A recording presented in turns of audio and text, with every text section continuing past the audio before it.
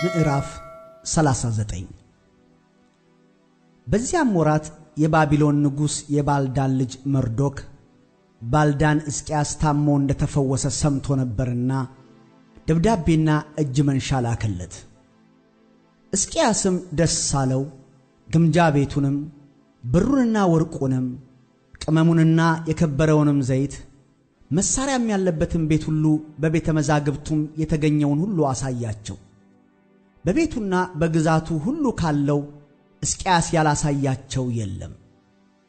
ነቢዩም ኢሳይያስ ወደ ንጉሡ ወደ ሕዝቅያስ መጥቶ እነዚህን ሰዎች ምን አሉ? ከወዴትስ መጡልህ? አለው። ሕዝቅያስም ከሩቅ አገር ከባቢሎን መጡልኝ አለው።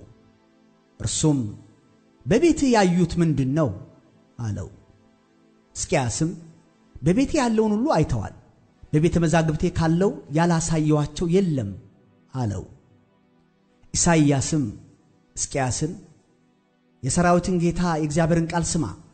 እነሆ በቤትህ ያለው ሁሉ አባቶችም እስከ ዛሬ ድረስ ያከማቹት ሁሉ ወደ ባቢሎን የሚፈልስበት ወራት ይመጣል፣ ምንም አይቀርም ይላል እግዚአብሔር። ካንተም ከሚወጡት ከምትወልዳቸው ልጆች ማርክ ይወስዳሉ፣ በባቢሎንም ንጉሥ ቤት ውስጥ ጃንደረቦች ይሆናሉ አለው።